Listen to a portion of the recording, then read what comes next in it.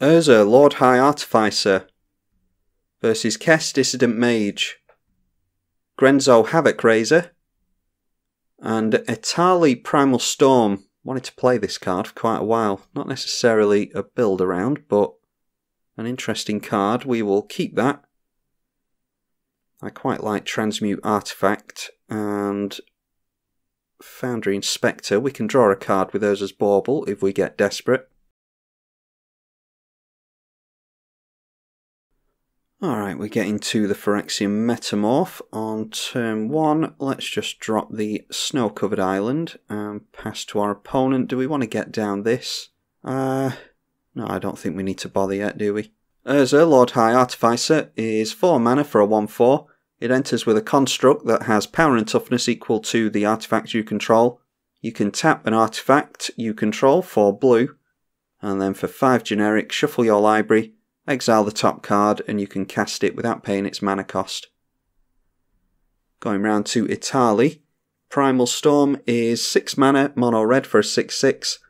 When it attacks, exile the top card of each player's library, then you may cast any number of non-land cards exiled this way, without paying their mana cost. Grenzo, Havoc Raiser is 2 mana for a 2/2 in red. Whenever a creature you control deals... what just happened? Okay, just passed through the turn somehow. Whilst I was explaining Grenzo, I F6 through Kess's turn. Maybe this is one of those weird things where Modo catches up to you. We'll just discard the extra planar lens there. Right, well, we skipped our turn. Grenzo, Havoc Raiser, 2 mana. Whenever a creature you control deals combat damage to a player, you can either goad a creature that player controls or exile the top card of that player's library. Until the end of the turn, you may cast that card and spend any mana to do so. And we are seeing a turn 2 Grenzo.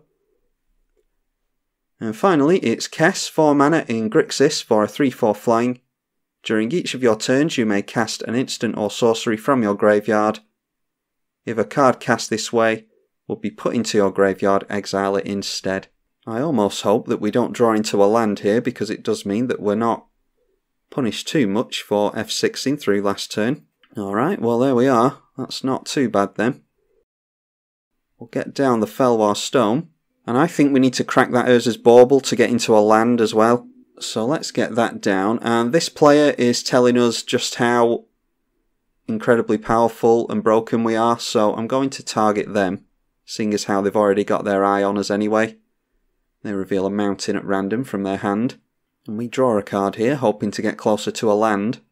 Well, Tezzeret the Seeker, it's not something that we're too bothered about, to be honest, not yet. What we could do is Transmute Artifact and get rid of the Darksteel Citadel, and maybe go for a Sol Ring with that. Itali went for Mizian Mortars onto the Grenzo, and now it's an arms dealer, so this may well just be Goblin Tribal. Sack a Goblin, 2 mana, 4 damage to a creature. And a Decklist stealing an artifact, no doubt. Probably stealing our Felwar Stone if they're going to do it. And now we get into the land. So how about we just go for the Foundry Inspector. And that can at least swing in at Decklist if we want to. That'll make our artifacts cost 1 less. We preferably want to keep things like Transmute Artifact and Reshape in hand, because it can get us into our Infinite Thopters combo, as janky as it is. Now what was that? A Rack and Ruin. Destroy 2 artifacts, so they get rid of our Felwar Stone and the Foundry Inspector. Yeah, up against 3 red players as an artifact deck is not good. Out comes Grenzo, Havoc Raiser again.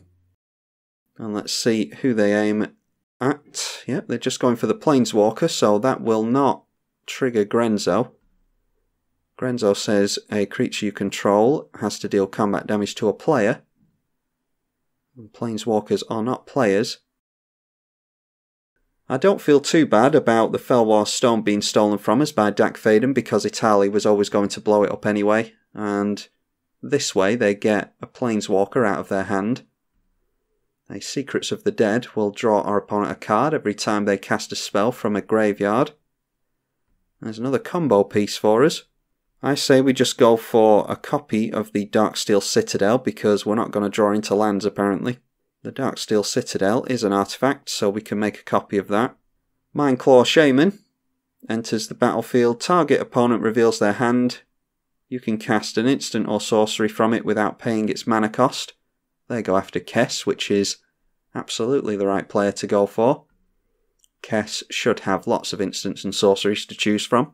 Deciding to cast Silumgar's Command. I'm not sure what they went for there. Yeah, that was strange. I think they were... Well, luckily for our opponent, they got to bounce their Shaman back to their hand with the Silumgar's Command, but they couldn't give -3/-3 to one of these creatures, which is what I assumed they were going to do. They got a card out of our opponent's hand at least. Alright, we're not being seen as a threat by every player, luckily. The Grenzo is going in at Itali, and the Arms Dealer in at Kess. Exile the top card of the library, I imagine. There's a mountain and a swamp, getting a couple of lands off of each opponent. And then creatures can't block.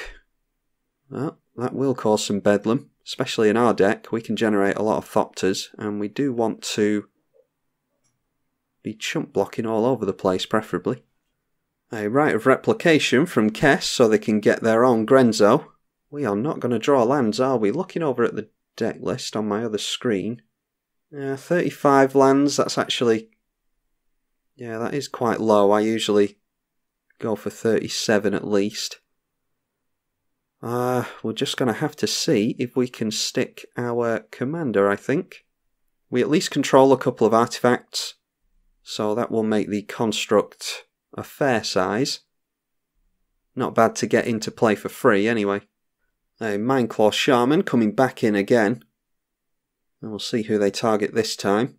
They will be able to get that Cyclonic Rift off of us if they want to. But they're going after Kess again. And I do wonder if they cast that Rite of Replication just so that the Itali player couldn't cast it for free. Because with the Rite of Replication they could have targeted their Rattleclaw Shaman and gotten another activation to target our opponent with. We have to sack a creature here, so we go for the construct. That is Dark Intimations from Kess, being cast by the Itali. Each opponent sacks a creature or planeswalker, then discards a card. You return a creature or planeswalker from graveyard to hand and draw. We'll discard Sharding Sphinx, that is doing nothing for us. Going back in at Itali. And they just exile a mountain again. They're not having the best of luck with that trigger. So they just decide to cast Goblin Slide. Whenever you cast a non-creature spell, pay a generic to get a goblin with haste. A Rhystic Study that I'm sure no one is going to pay mana for. And we get into the snow-covered island. Yeah, I'd quite like to get Tezzeret the Seeker down, but that Rhystic Study changes things, so I think we just have to go for the land into Krark Clan Ironworks. And then we will pay mana into the study, as I recommend everyone does, to the best of their ability. And then we might as well attack the Kess player to keep damage flowing, because no one can block anyway. So there is no point in keeping Urza untapped. A Mind Stone from Itali, and let's see what kind of player they are. If they want to pay into the study or not. Looks like they're going for it, so we may have a capable player over here.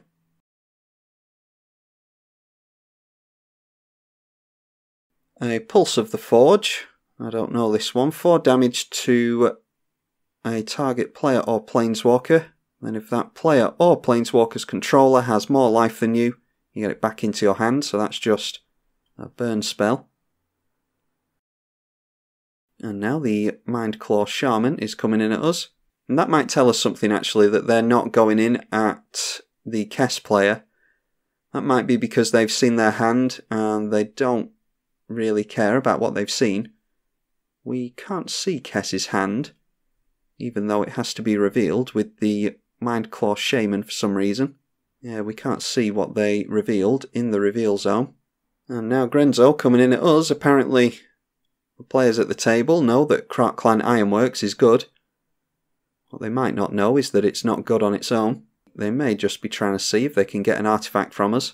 They reveal Academy Ruins, which would have been a land drop for next turn, which I wouldn't have hated. Good card to exile from us either way. And a Gorgon Flail. Maybe they'll put mana into the Goblin Slide. They do, and they put mana into the Study as well, so I am best of friends with these two players.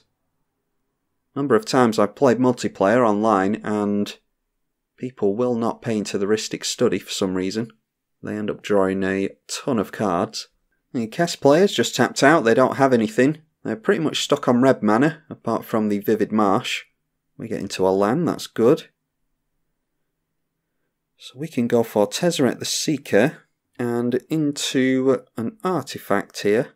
Now, Tezzeret's going to die anyway, so I think we'll go for Junk Diver. If we get Mere Retriever and Junk Diver with the Croc Clan Ironworks, then we can get an infinite loop going. We can't do anything with it, apart from generate infinite mana, which I'm not going to be doing on Magic Online, because it is a million triggers that we would have to jump through. Let's just take Urza in at the Goblin player. Now we could go for Reshape onto the Skull Clamp and clamp the Junk Diver next turn, just to get some card draw on the go. A Captivating Crew from Itali. Gain control of a creature an opponent controls. Untap it and it gains haste. And they are going to gain control of the Grenzo. That costs 4 mana for them to do that. So they're going to get a couple of exile triggers here. Going in at the Goblin and Kess player. Well, they might... Oh, nope, they changed their mind and they're going into us. Big surprise. So let's see what gets exiled this time. We just get an island exiled, so it could be worse than that. Urabrask the Hidden, that's bad for us, because that means that our creatures will come into play tapped, so we can't tap them down for mana. Plus it gives our opponent's creatures haste. This is a very underplayed creature, and it's very good for only 5 mana. Finishing off the Tezzeret, as we assume they would. And then Urabrask and the Grenzo in at Itali. And of course no one can block. They are going to goad the Captivating Crew. And they exiled another mountain. They're having the worst luck with those exile effects. Deciding to go for the red on the Vivid Marsh, so now they are just at a point where they need to draw into a mountain. But Kess finally coming into the field of play. She does enter tapped. I don't think there's anything they can do for a single blue. Oh, they can Thought Scour, and yeah, that's what they're going for. They'll draw a card for casting a spell from the graveyard. And Thought Scour will draw them a card as well. And they mill themselves. They mill Lily of the Vale and Treasure Cruise. This looks like a pretty serious Kess deck. It's just that our opponent's been mana screwed, unfortunately. As soon as you see Liliana of the Vale, you should have alarm bells ringing. Yeah, the problem is we could set up some kind of infinite thing with Transmute Artifact or Reshape, but we don't have any of our last combo pieces. We need to use one of them to get the Mere Retriever, and then we need either Mirrored Besieged, Sai, Efficient Construction, or Vidalcan Archmage for card draw or infinite tokens. So let's just go for the Spellskite. We'll pay into the Rhystic Study, and then I'm going to Reshape for a Skull Clamp and sacrifice the Spellskite to do it. And then we'll tap down the Croc Clan Ironworks for a mana and say yes to the Rhystic Study. Let's grab the Skull Clamp, and then we can tap the clamp itself for mana and put that onto the Junk Diver. Might as well tap down the Junk Diver first before we do that. You never know, we might get into a 1 mana spell. We'll draw a couple of cards there. Junk Diver will get something out of our graveyard. Let's just go for the Urza's Bauble there in case we want some extra mana. We don't know what we're going to draw into. Right, well there's some more mana that we can't do anything with. What we could do is grab ourselves the Mere Retriever. So let's cast the Chrome Mox. Put mana into that. We are not going to put anything under it because we don't need to with Urza in play. We'll cast the Urza's Bauble. And again put mana into the Rhystic Study. And I think we just have to leave it there. We'll go in at the Itali player, seeing as how they are targeting us pretty heavily. There's Kiki Jiki. That will do some stuff with the Mindclaw Shaman. Don't think they've got infinite yet, and it does come in tapped anyway, thanks to the Urabrask, which is really good for us. Really good for everyone at the table, actually. Now they can gain control of it and untap it with the Captivating Crew, but they just decide to steal Grenzo again. 1 is in at us. We take 4 from Captivating Crew. The Shaman going in at Kess, and the Grenzo is hitting the Grenzo player. We'll see if they want to exile stuff from the library. Not really much point in goading creatures as far as I can tell and forcing them to attack, because we all might as well be attacking anyway, thanks to the fact that none of us can block. And everyone's exiling stuff. There's a Goblin Bombardment gotten rid of, that's really good. Another land from Kess. And a Thopter Assembly has been gotten rid of by our opponent. That would have been some good mana for us, although they would have entered tapped. Thanks to Urabrask, that's why this thing is so good against us. Yeah, and Grenzo doesn't like his stuff being messed with, so everything there is going in at Itali. And they've left their lands untapped, so they're going to see if they can grab anything from Itali. Another land there. Oh, but Ugin's there. Ugh. I think they might be able to afford Ugin. 5 and 6. No, not quite. But a Sol Ring might be able to get them there. They're definitely going to take that Sol Ring. And I think, I haven't been paying attention to the Rhystic Study, but Kess just drew another card. I think our opponents have started ignoring Kess, which is not a good idea. 8 cards in Kess's hand is frightening. Casting a Goblin Warrens. That's an enchantment, and for 3 and sack 2 goblins, you get 3 goblins. Yeah, another card into Kess's hand. This is exactly what I was talking about. At least they paid initially, but apparently people just start getting bored of paying into Rhystic Study and just eventually give in. There's an Empty the Warrens, which will storm off and get a bunch of goblin tokens. Luckily, our opponent didn't cast too many spells beforehand. Now, with 11 cards in hand, let's see what Kess can do. Kess swinging in at us, and now they've got a myriad of things they can do from the graveyard. Alright, a Commander Sphere, that will get them into red, and a Memory Plunder. You may cast an instant or sorcery from an opponent's graveyard without paying its mana cost. Well, they'll draw a card with Secrets of the Dead first. Now that is pointed at the Blasphemous Act, and that gets rid of the Urabrask the Hidden, so I actually don't mind this. Yeah, this will blow up some really good stuff. Kess managing to wipe the board, and the 2 red players are down to 2 cards each, and they have fed Kess a lot of cards. And I imagine they're regretting that now. That's exactly why you pay mana into the study. They are discarding a Supreme Will, a Chaos Warp, and a Mystic Remora to hand size. We get into Stoic Rebuttal, which does have Metalcraft. Let's go for Urza. We will pay for the study, and we'll get our construct back, which will be much bigger this time. Now let's tap the Skull Clamp for mana and equip it to the construct. And then we can just hold up Stoic Rebuttal. We could have gone for Transmute Artifact there, but I just want to surprise my opponent when we've actually got something to go infinite with something like Sai, Master Thopterist. Then we'll surprise our opponents with the combo, assuming that they don't know what we're going for already. This combo was very well played in Modern, and that's why Clan Ironworks ended up being banned in Modern.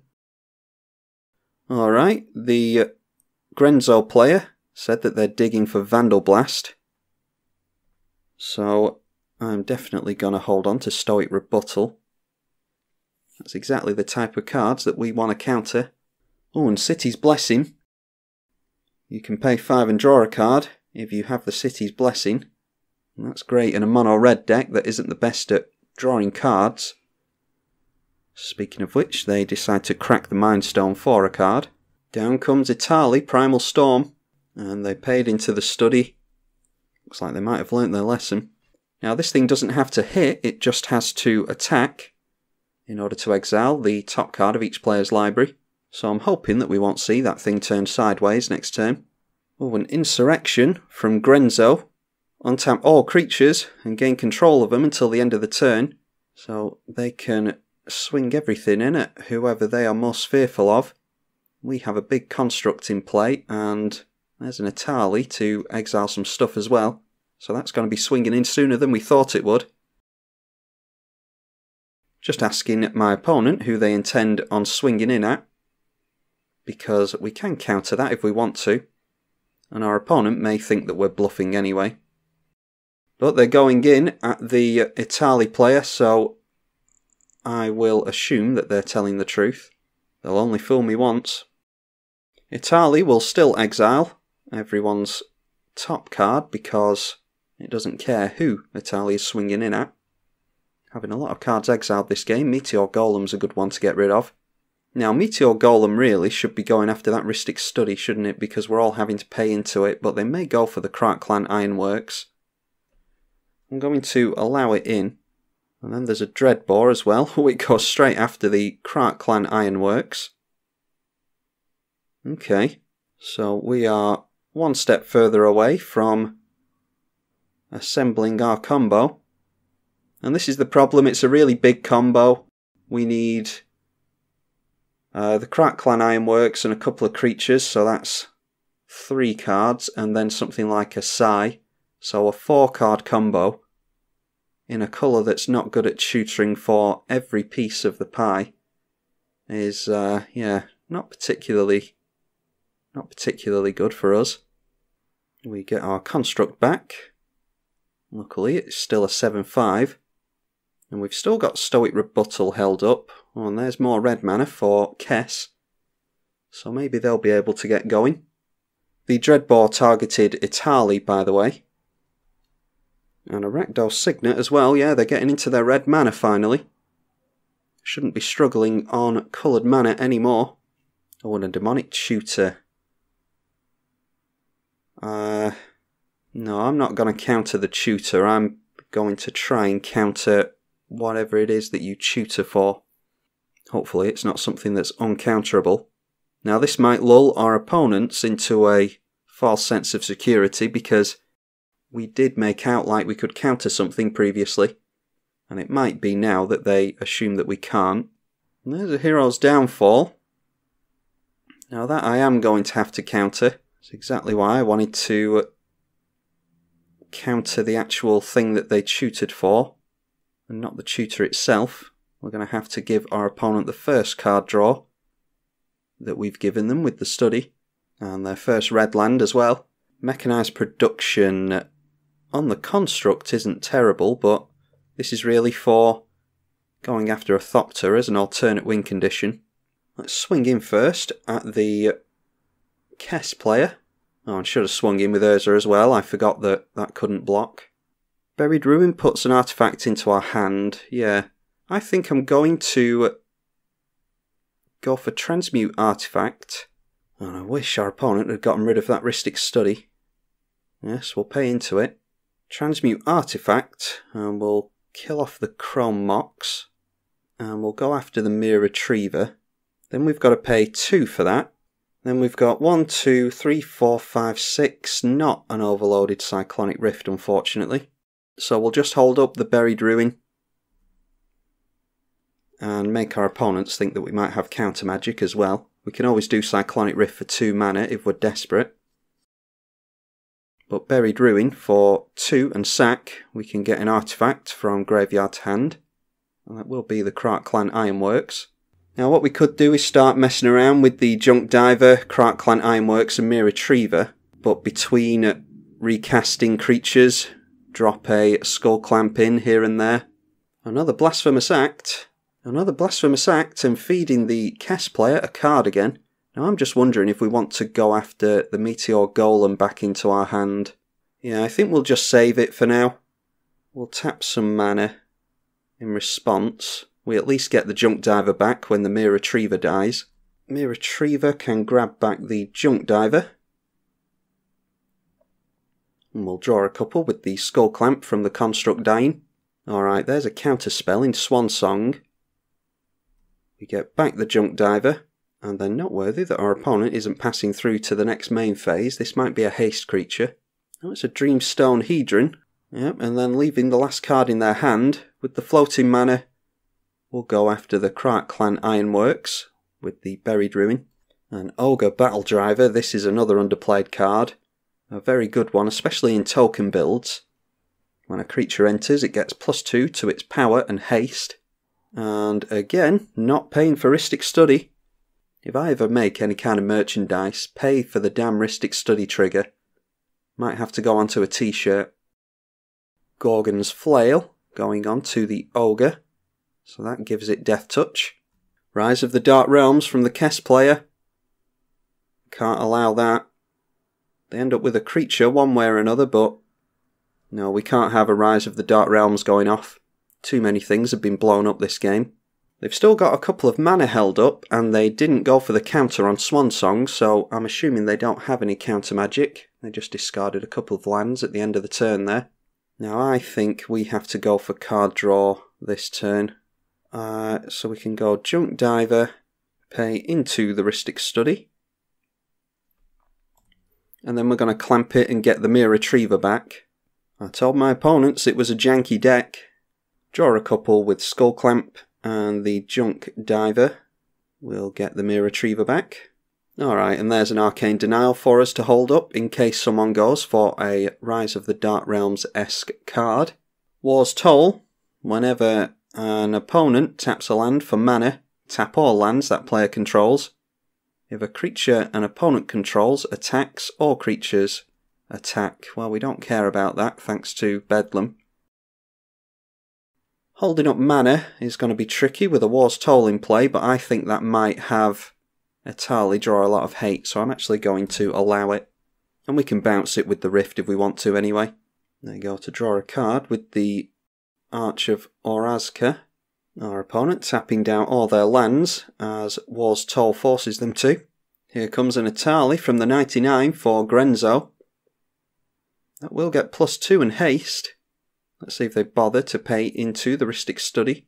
They actually do it this time. And Itali is too good to leave alone, I think. So we will counter that and give Kess the second Rhystic Study card of the game for us. Now that will draw our opponent a couple of cards from the Arcane Denial, but it'll draw us one as well. Yeah, going in at us as punishment, as you would expect. We get into a Brainstorm from the Arcane Denial. Now let's see if Kess, with their mana fixed and a bunch of cards being fed to them, can do a whole bunch. Flying in the bird at us. Still feeling hard done by the Living Death from last turn, being countered I think. Or it wasn't Living Death, was it? Rise of the Dark Realms is what we countered. Now the War's Toll does tap everyone's lands down, but Kess can still hold up mana thanks to these signets. So we still have to play around counter magic somewhat. And there is an Ugin the Spirit Dragon. Yep, -X was 4. So that exiles all the coloured permanents that are 4 or less. Luckily we didn't have any. Now, we could go for Whir of Invention for something. What have we got? 6, 7, 8 mana. That would only be 5 mana into Whir of Invention, which isn't very good. I'm just going to go for the Mere Retriever into Skull Clamp again. Luckily that Rhystic Study's gone, so we can rest assured on that for now. Again, drawing from the Skull Clamp, and we'll get the Junk Diver back. Alright, a Sensei's top is really good. So I say we get down the top Haven't played with Sensei's Divining Top in a very long time. It was banned in 1 vs 1 quite a long time ago. And then we can hold up Brainstorm, spin the top, so we might as well get down the key as well, so we don't have to discard it, and then, yeah, we'll just leave it at that. A Desperate Ritual from Itali, generating some mana, and then drawing 3 cards from the Dreamstone Hedron, that is tap, sack, 3 mana to draw 3 cards. Then a Gutter Snipe. Have we seen many instants and sorceries from this player? Yeah, we've seen a couple, I suppose. Now, does this do 2 to each player? Yes, each opponent. When our opponent casts an instant or sorcery, then it's 2 damage to each other player. Oh, and a Krenko as well. Yep, and the Gutter Snipe is a Goblin. I think I'm just going to start letting Kess deal with some of this stuff. Although the Itali player does seem hell-bent on getting rid of us. Down comes Grenzo for the Grenzo player. I had to pay a lot of mana to get him down. But they do have the Swiftfoot boots to give haste to Grenzo, so can definitely get some shenanigans going yet again. I mean, the no-brainer is going in at Ugin here, isn't it, really? You know, that's exactly where Ugin is headed. So at least our opponents won't have to worry about Ugin minusing down. Kess could minus him down for 1, but he wouldn't do anything in that case. Lightning bolting the Krenko seems like a good idea. I'm just thinking what we could Word of Invention for. We could go after the Master of Ethereum, which is a 3-mana creature with power and toughness equal to the number of artifacts you control. Skull Clamp for Grenzo and a land, so that has emptied their hand. If Grenzo is sent back to the command zone, it will not trigger Skull Clamp because that doesn't count as dying. The creature has to hit the graveyard in order to be classed as dying. Ugin going for 3 damage to Krenko, as it should. Krenko will get out of control really, really quickly. And then an Earthquake, 2 damage to each creature, without flying, and to each player. So that gets rid of the 2 creatures that are on the board. 7 cards in Kess's hand now. Now let's put a stop on the upkeep for the top. And I'm going to go for Word of Invention. For the very thing that we discussed earlier. Like I said before, we haven't seen too many. I don't think we've seen any counterspells from Kess, actually. Manages to stick, apparently. We'll see if they've got any removal in hand. That's a 3-mana 7/7. Now, during the upkeep, let's spin the top and see what we want to draw into. Mystic Confluence. Do we want Mystic Confluence? I mean, we've got a land to make for the turn, so yeah, I think we just take the Confluence here. We've dropped the Strip Mine, and we're going to go straight in at Ugin. A Cyclonic Rift. I don't much fancy a Cyclonic Rift, so we're going to Mystic Confluence that. We'll draw a couple of cards and counter. Okay, the Cyclonic Rift is still on the stack for some reason.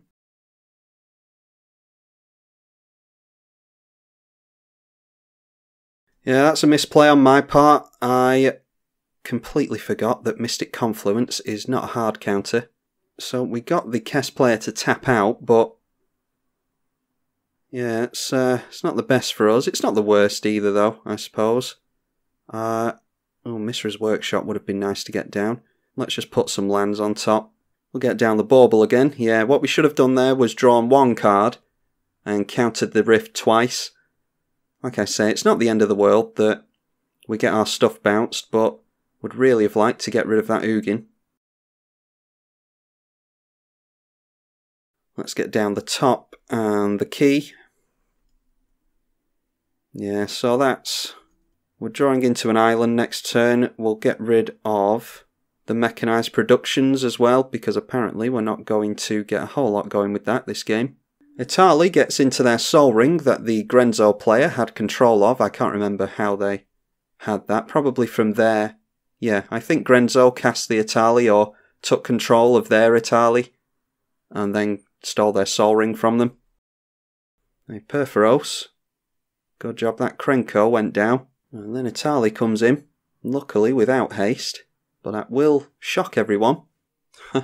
A 1 mana Goblin Bushwhacker for Grenzo, and they're just going to clamp it. I was wondering why they didn't hold on to that, because that is a haste enabler, but if they're just going to go for that clamp, then it makes total sense. Swiftfoot Boots comes back out after being bounced, and then it's Zozu the Punisher. Whenever a land is tapped, it shocks the player, so that is... yeah, we're at 11 life now. And I don't see us doing a whole lot about that. Cyclonic Rift, we're going to have to tap down 7 lands for. We're going to have to tap down even more to get Urza down. And our opponent has to go in at Ugin. Otherwise it will minus down for 3, I imagine. Now we may see another board wipe from Kess here just to get rid of that Zozu, because I think they'd quite like to tap their lands down as well. In comes Kess, and I don't know if they have a board wipe in the graveyard or not. No, they do have a Liliana of the Veil, but I don't think they can cast that from the graveyard in any way. Ah, they can go for that though. Yeah, Dark Intimations we've seen already. Each opponent sacks a creature or planeswalker, then discards a card. So that gets rid of Zozu for us, which is really good. Might keep us in the game a little bit longer. Alright, let's get rid of the Master of Ethereum then. Don't think we've got as much use for the Master of Ethereum now after our complete blunder before. Lightning bolting us with Ugin. They seem very keen to get us out of the game. And then Dakfaden comes in, and they go after Swiftfoot Boots. I don't know if they've made a land this turn, but they could give Kess haste here. They got the Dakfaden back with the spell they just cast, I imagine. Luckily for us, Kess cannot have haste because our opponent is a mana short of equipping the boots. Let's spin the top at the beginning of our turn. Alright, there's a Pithing Needle and the 2 other cards we already knew about. Might be worth naming Ugin with the Pithing Needle. And we've got a land to play for the turn, so let's just grab that. We don't know if we're going to cast it or not yet. Misra's Workshop. And we'll get down the Mere Battlesphere. Let's go for the Junk Diver. And then we'll get the Pithing Needle down and name Ugin. Ugin cannot have its abilities activated now, so we will pass through the turn. The Kerr Keep creates a Kobold token, which will shock us with the Perforos, God of the Forge. 3 more creatures enter under Itali's control, and we are out of the game. Just 2 more now. Itali comes in, and again, thankfully it doesn't have haste. 3 Goblin tokens from Hordling Outburst for Grenzo, and already Grenzo has clamped one of them, deciding to clamp another one during the second main. And then a Goblin Warchief to give Goblins haste. And that is getting clamped as well, but it doesn't die thanks to its 2 toughness. A Demonic Tutor for Kess. And I think Kess is going to win this one. They've been fed way too many cards with that Rhystic Study. And they haven't been concentrated on it all, really, for some reason. We've been getting a lot of hate. Probably because our opponents know about the Krark Clan Ironworks combos that you can get going. But little did they know, we were nowhere near those. I did tell our opponents it's a janky deck, but I don't think they really believed us. Oh, a Vandal Blast. Yeah, that blows up all artifacts. Which switches on Ugin and gets rid of our blocker for Kess, so they can Lightning Bolt and swing into us with Kess if they want to. Doesn't matter what we grab at this point, that is us out of the game. Let's just go for the Meteor Golem, just in case we get into our turn again. Our opponent might not take us out, but Meteor Golem will be able to punish them for that. That was 3 damage, but it wasn't to us, it was to the Goblin Warchief, which draws Grenzo a couple of cards. And then 7 mana being tapped down for a Nicol Bolas. They can gain control of a creature or destroy a non-creature permanent. So they've decided to gain control of Itali and then loot a couple of times with Dakfaden. Let's see what they discard. They discard a Wheel of Fortune and a Jace Beleren, definitely not going for giving their opponents card draw. Now, we could have saved the top in response to the Vandal Blast. I was F6'd anyway because I'm already really behind on the clock, and I'd like this game to be over with, to be honest. We are on about 2.5 hours now. It's been a really long, grindy one. Foundry, okay, well, Itali scoops it up. Now, they didn't know that we had Cyclonic Rift in hand, and that's why you don't scoop early. Let's get down this, and we can make some Thopters with that. Unfortunately, we can't afford an overloaded Cyclonic Rift and Meteor Golem, so I think it's just a case of saving the Rift and seeing what our opponents get up to. Just asking Grenzo if he has anything, because if he does, I might Rift now. Alright, well, no reason not to believe my opponent. They've been honest thus far.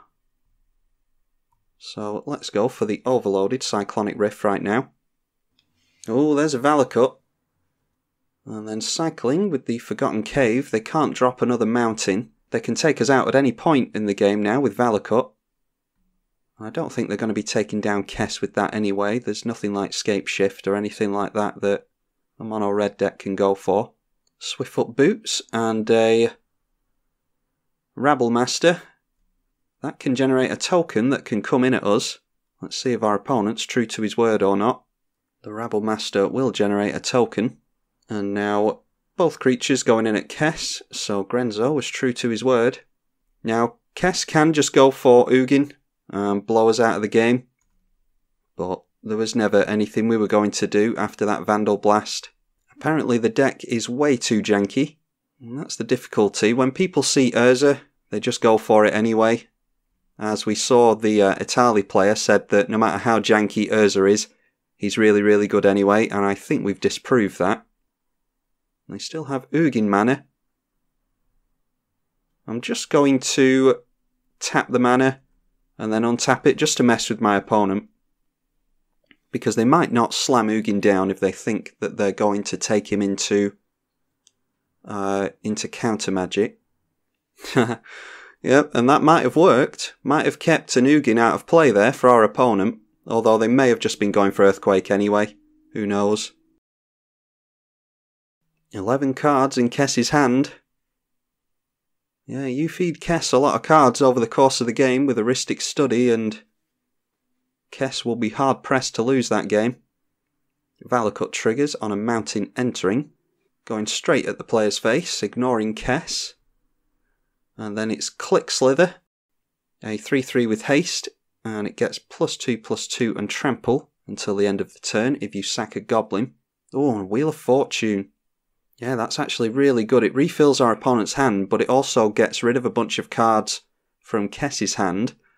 Now, it's not quite as good as it might be, because Kess can have our opponent cast things from the graveyard. But they're between a rock and a hard place here. I mean, they really just have to go for whatever they can. If they can get enough goblins into play, then they could force our opponent to block with Kess. And there's a Snapcaster.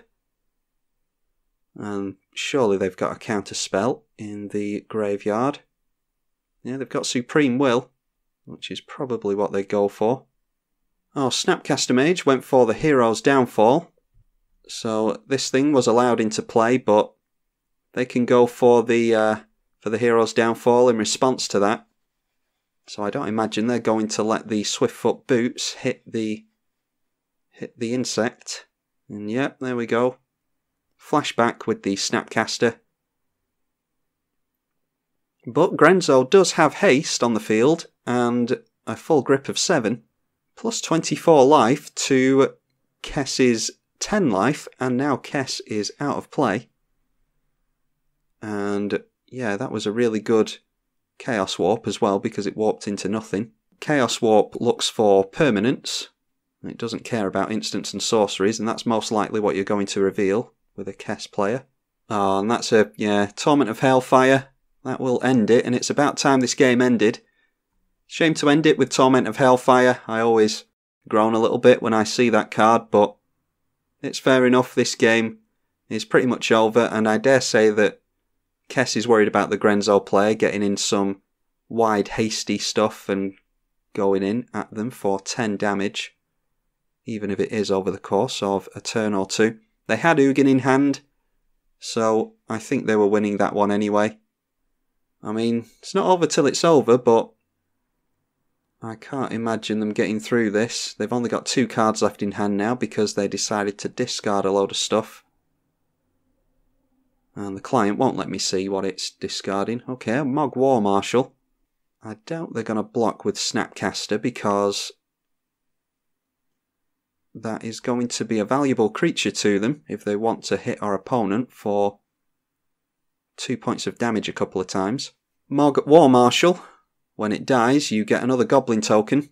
So they might as well swing in with the Mog War Marshal because it's going to die to the Echo cost next turn anyway. They've got a couple of chump blockers, but I foresee Ugin coming down again. Yeah, and the fact that our opponent is chumping with the Snapcaster Mage tells us that 1, they want Snapcaster in the graveyard, and 2, they want it in the graveyard before it gets exiled with Ugin. Which is what I imagine our opponent's going to go for right now. Might as well put the boots onto Grenzo. 1 card left in Grenzo's hand. And tapping out for something huge here. And Exsanguinate, yeah, that'll do it. No need to drag the game out any longer than it needs to be dragged out. That takes Kess up to 21. And Grenzo down to -11. That's the game. And that is the incredibly janky Urza Lord High Artificer deck. Yeah, we had every combo piece that we needed there. All apart from the things that the combos actually go off with, which we did mention earlier. Things like Psy Master Thopterist, Mirrodin Besieged, Efficient Construction, and Vidalcan Archmage are the things that we needed, but unfortunately didn't draw into those, and there's no way for blue to tutor those up as far as I'm aware. But we showed a pretty good game off anyway. I think we're going to give Urza a rest now because it doesn't really feel good to be targeted just because of the commander that you're playing. No matter how much you tell your opponents you're playing a janky deck, people don't seem to believe you. So it just makes for more difficult recording sessions than they ought to be. And this one has been about 3 hours or more now, so I think it's time to get on with something else. M20 out very soon, so hopefully you all look forward to that. I'm tribalkai on the EDH channel. Thank you for watching.